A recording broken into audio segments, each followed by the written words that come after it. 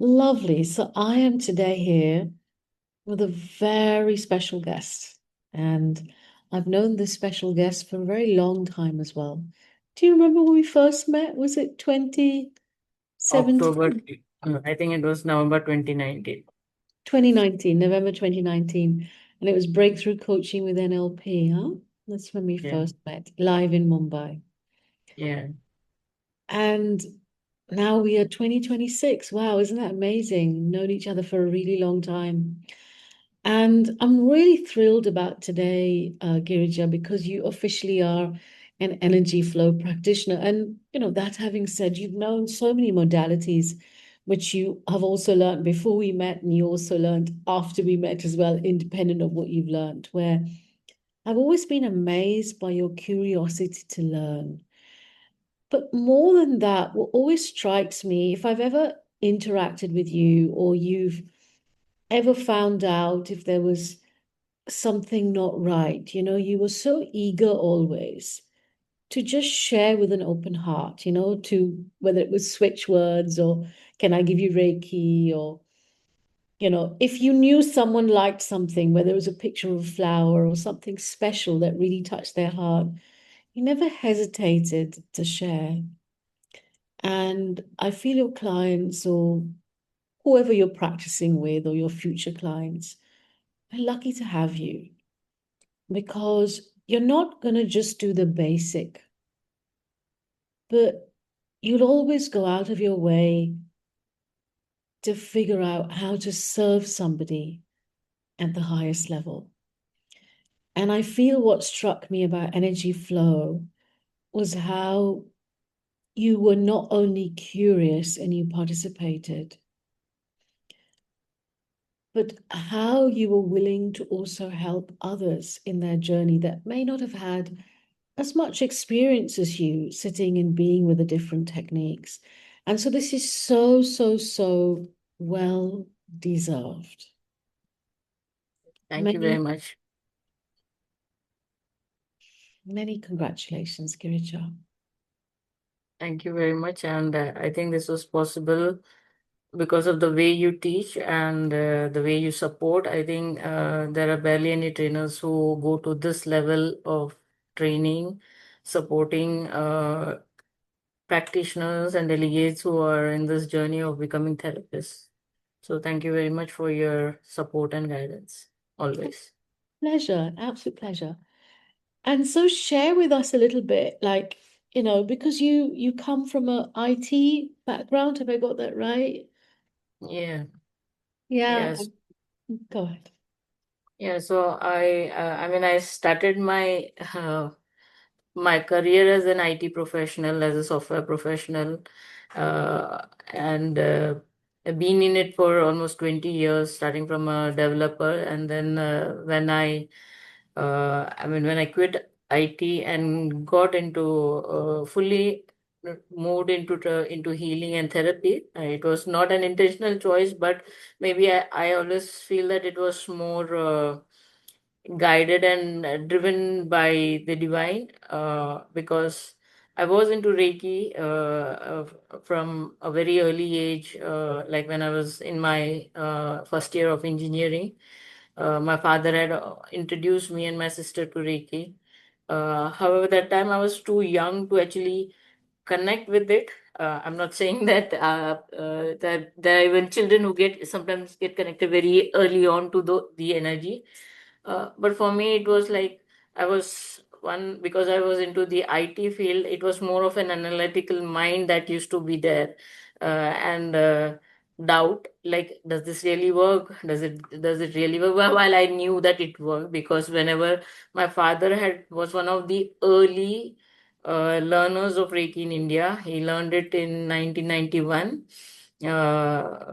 And after he learned Reiki, I mean, if whenever we had fever, we never had to go to the hospital or take crocin. He would give us Reiki, and we would be good enough to go to the school next day. So the energy, we had that connect of energy right from experience of Reiki right from the beginning, and I think that is why my father introduced us into it. But my practice actually intensified into Reiki around 2012 when I had I was working with Mastec and I had quit Mastec and I had joined another organization which is Nest Technologies. And I mean, there it was like there were many people who were into Reiki. And like my friends were like, no, you should learn from Achilles, who is my Reiki teacher, mentor. And then I was like, no, I already know, I've experienced it. I don't want to learn. But then I was because I was not practicing it, then I said, oh, it's okay, let me give it a try. And then I re got into Reiki and I experienced the group energy and the profoundness of the energy.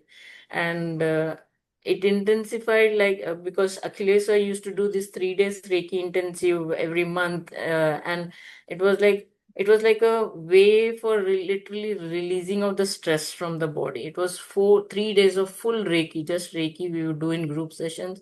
And by the end of when we went the first day, it was like the body would feel heavy, burdened. You could see when you're stressed, even the skin tone changes. It's more darker, and by the end of the day there is such a glow on the face, there is such a lightness in the body. So Reiki is also somatic way of working energetically with it is an energy working with the energy somatically. So that was my first experience into healing. But that time I was initially I was just working for myself, doing it for myself and my family members. And then uh, later on, I myself became a Reiki teacher. I train people into Reiki level 1 and Reiki level 2 now. And again, but there was always because what I have seen with even with Reiki is definitely it's my first go-to tool. I think Reiki is what guides me, and I've heard that from many who have experienced Reiki. That for me also, it's my first go-to tool for relaxation. But I also used to see the pattern where uh, subconscious behaviors or um, this something related to the subconscious mind, like the same patterns would repeat in the behaviors of people. And I was always wondering, why is it happening? Well, after receiving Reiki, for some people, the difference is very instantaneous. But why is it that some people are not able to come out of that subconscious patterns that is guiding or that is making them behave in a certain way? And that is when I came across your BCNLP training, and I wanted to support someone in my family. Uh, and I was like, why not try it for myself? I mean, why not just go and attend and see what it is? Because I had heard about NLP, that how it works with the subconscious mind, and I didn't knew ABC about you, but there I was working with Mastec, and I knew some very senior executives from Mastec, Dilipan Raghunathan. Then there's Yog. I forgot Yogesh his name. Surya. Yeah, Yogesh Mathuria. So and it was his post that he had posted, and I just met him 1 week before I left Mastec, and I was and he was into peace walk because he had lost his wife to cancer. He had the money to spend on her, to take her to any part of the world to heal her, and yet he was not able to save her. And that is how his journey got into healing. And so when I read the testimonials of Dileepan, when I saw Yogesh Mathuria sharing about his experience, for me it was like, no, like it's like, the words of certain people, you hear that and you can trust it. So for me it was that was how I got into BCNLP. And I didn't came to BCNLP with the intention of, okay, there's something wrong with me and I need to heal. But uh, in one of the processes, I experienced a very I experienced a deep healing happening for myself. And for me, it was like it was like a oh it like a big shift that happened for me in that moment. And I didn't realize that subconsciously I was holding on to that pain and the trauma. And when it was actually explored through the processes, just to give you an example, like during my growing years, I've been taunted for the color of my skin, and how that has actually like made me feel very suppressed. I ended up becoming very quiet, not so interactive. uh, but where with people whom I feel safe, I was very open, a very different personality in front of them. But my confidence level had was less. I had an inferiority complex, and because I was not, I think in that era, uh, we were not so aware about emotional well-being and all those things. And in that movement, in one of the exercises, the realization that came to me was like the secondary gain process of NLP. Like the question it was like, there's no benefit for me by being quiet. So, and then I think you had asked, no, there's definitely a benefit. And I was literally angry. Does she even know that there's no benefit? Why is she asking me that? And I think something you asked about safety. Asked me a question related to, does that make you feel safe, or how does being quiet protect you? I think that was the question that you asked, and for a moment I was like, yeah, if I'm not interacting, if I'm not being so open up, it keeps me safe. It keeps me safe, and that is the safety is what the quietness is actually a safety mechanism for me, so that I don't get hurt by any other external people.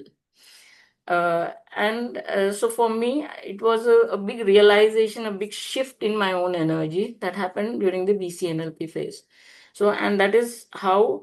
So when I think about after BCNLP, what I realized was Reiki works at the energy level, subtly at the energy level, healing, releasing. Again, it works at the cellular memory, releasing things.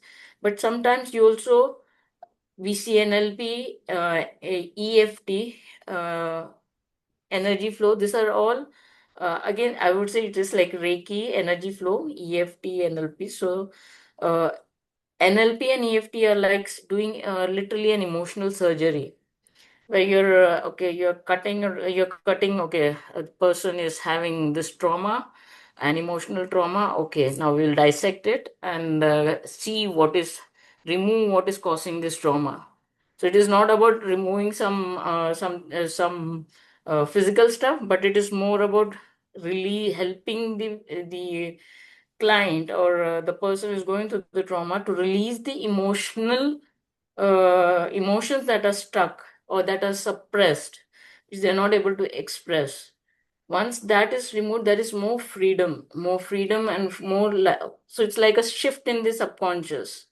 So when that happens, so it is also a way of self-realization, that helps to shift your subconscious. And along with that, when you combine somatic work like Reiki and energy flow, it is like, it is more of a permanent solution, wherein and quicker solution as well, I would say, because you're merging both.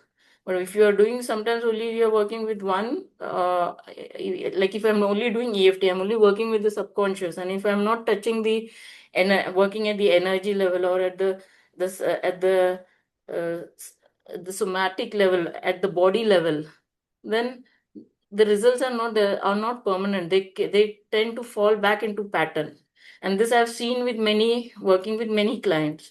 But when both are merged, it is more of a permanent solution, which helps the person to live a more to live with more aliveness. And yeah. Wow, that was so incredible. It was amazing to learn about your journey, about your dad. Well, I hadn't realized that. That's so fascinating. And where he would just use it for you guys as kids for anything that was going on. And that's what got you on the path. And then Yeah, from that, Reiki became your go-to. And then you did BCNLP out of the seniors you had a lot of respect for. yeah, And then that got you into EFT and how your awareness is that, the different tools complement each other and yeah, together they're more powerful versus separately. That's a beautiful yeah, yeah. awareness. And so, where does energy flow fit into all of this? Yeah. So as I said, energy flow. So energy. So I would say energy flow is between. If I say the Reiki is here and there is EFT here, I would say energy flow is in between because it has the combination of both somatic, working at the energy level, as well as working at the subconscious level. But again, not directly on the mind, but we are working with the nervous system, and the subconscious is somewhere driven by the nervous system, like we have the parasympathetic nervous system, which is where we have the relaxation, where we experience the relaxation, and the sympathetic nervous system is where we have where the nervous system which helps us to be alert, which helps us to be in caution. So it's a combination of both, the subtle, working subtly with the energy, working subtly with the body, but at the same time also working with the nervous system, which is actually which is the, I would say, the circuitry which is actually managing this. Nicely put. I love how you use such brilliant metaphors to make things really easy to understand. Thank you for doing that. Now, so with energy flow, what's your experience been like? Or if you've had the opportunity to share it with anybody else, what's your experience been like? What can it Yeah. do? What is it able to do in terms of serving you or other people? So first and foremost, my both my when my father was ill and when even my uncle was ill, uh, I had taught them the simple finger holds for relaxing the nervous system. And I remember when I was learning EFT, I think you had introduced us to finger holds, and there used to be times when even EFT, I would get like I used to go into a fight and flight mode sometimes, wherein I was not ready to uh, uh, connect with what is actually happening in my subconscious. Why am I feeling this emotion? Why am I getting angry or anxious? But then the simple finger holds used to help me to calm down in minutes, just a 5 to 10 minute. Yeah, I wouldn't, not even 10, I would say 5 to 7 minutes I would do the finger rolls, and it was like I could feel that energy shifting within me. And so when both my father and my uncle, when they were, I'd introduced them to finger holes. And I think if I had introduced them to finger holes when they were in the healthier times, probably they wouldn't have done, because for them they are more of the, very active, energetic kind of personalities. But then when they fell sick, for them the finger holes were like literally calming. And I remember when me and my brother had taken my father for a follow up. Like he was sitting in the car and he was just doing the finger rolls. Like, and even while sleeping, there were times when he would lie down and he would be holding his fingers, and that is, I think it is because it calmed him down. That is why he was doing it. And that openness, like I've seen my uncle also do it very regularly. Like he would sit and do his read his prayers, and after that I've seen him doing it. I think it is because that really gave them that relaxation that they were looking for. Yeah, so it has been magical, and even now when my last 1 week, my mother was not well, and she has been she had a total knee replacement surgery 3 months back, and when at night she used to have this pain surfacing. During the day it was all good, but at night when she went to sleep she started having that, that pain starting, and then she was not able to sleep. And I think I was repeating my energy flow cut training at that time. And uh, I used to lie down, and I just massage her ankles. Uh, and she used to fall asleep. And I think later, I think in one of the training sessions, you said how pressing on the ankle brings sleep. And again, whenever there was pain, I used to either do keep my hands on her forehead as part of Reiki, or if it was too much, I would just do this simple for the relaxation exercises where we just pull the forehead, pull it for her, or just do just even for small children, when we do like this, they fall asleep. Mm. So I would do that for her, and instantaneously she would fall asleep. So, yeah, so I mean, it has been magical. It has been magical in terms, I know, like I've seen it, how fast it can bring that relaxation. And personally, for me, I have been a little stressed out because we've been with my mother. So uh and I'm in my, I think, perimenopausal stage as well. So the I can feel sometimes the hormonal changes that is happening. And because, like, even while I'm sleeping, my subconscious is alert to my mother, to, like, if I mean, even while sleeping, I would if she moves, she wakes up, I am alert. I instantaneously I wake up, and like I'm then caring for her. So, but I think recently, like when I used to do that for my father, I was pretty good. I mean, it didn't impact me that much. But now I think because of the perimenopausal phase, I could feel that kind of inflammation in my body because of the sleep not being, like, I'm in my deep sleep and suddenly I wake up and I'm like, where am I? And all that used to happen to me. And what I used to do is, I used to do the lymphatic drainage, Mm. because I knew, like my mother, I never told my mother, but I would say, no, I'm just sitting like this because I'm feeling relaxed. Mm. But then doing that, like I would be simply sitting like this, doing this, doing this. I think I feel that every woman who, maybe even men, who are past 40, 45, should be doing those lymphatic drainage.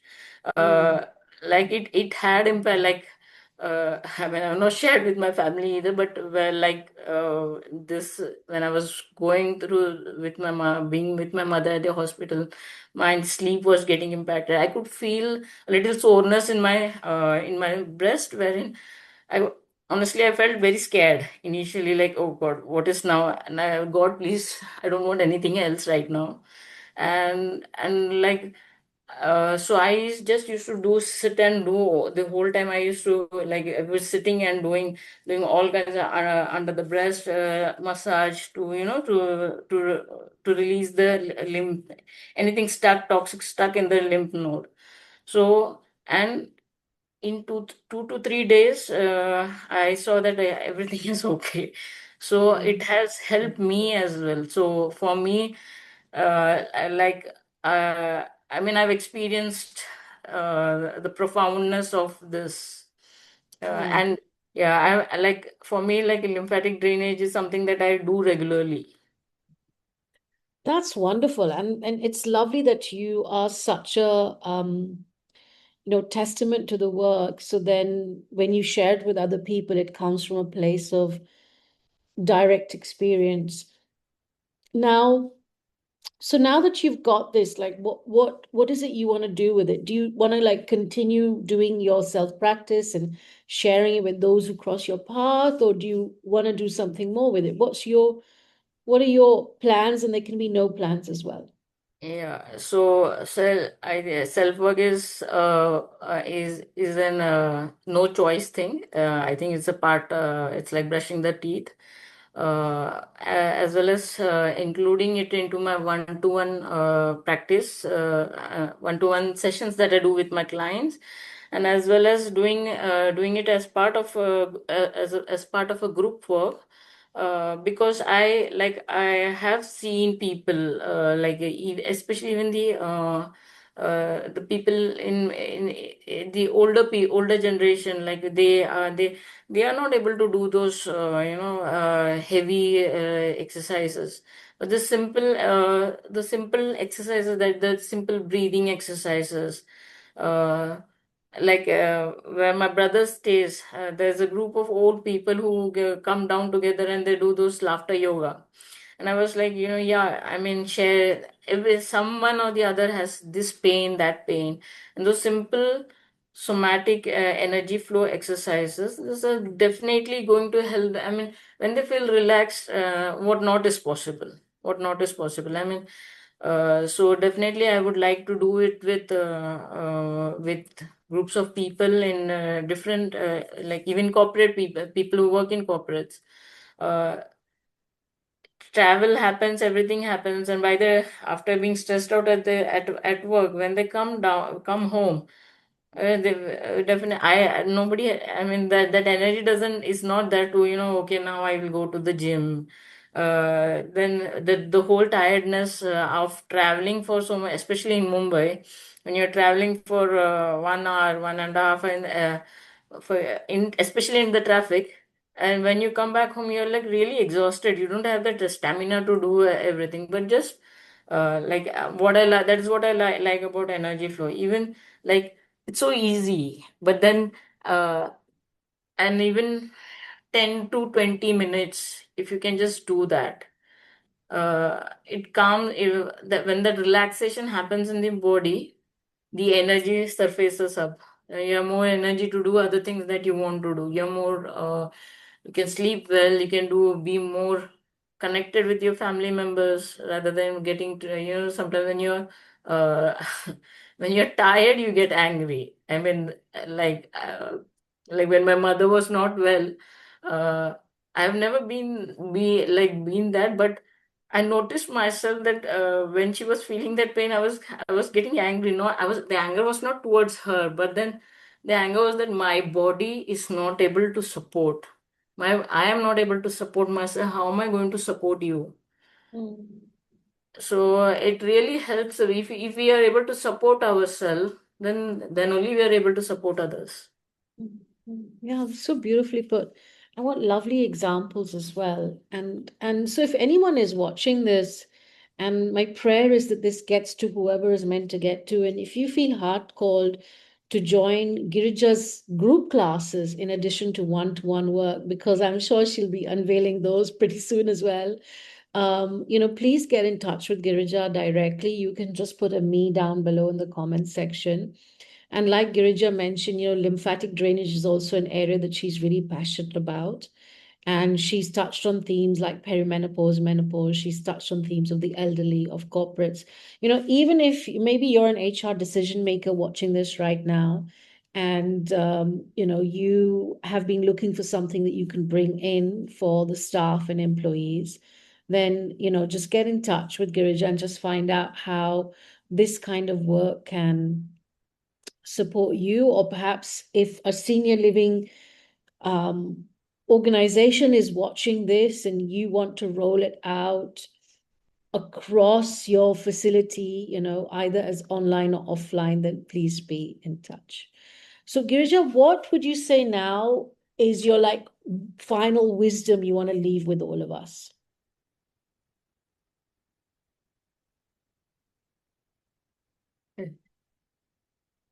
Calm yourself, relax yourself using the various techniques, simple techniques.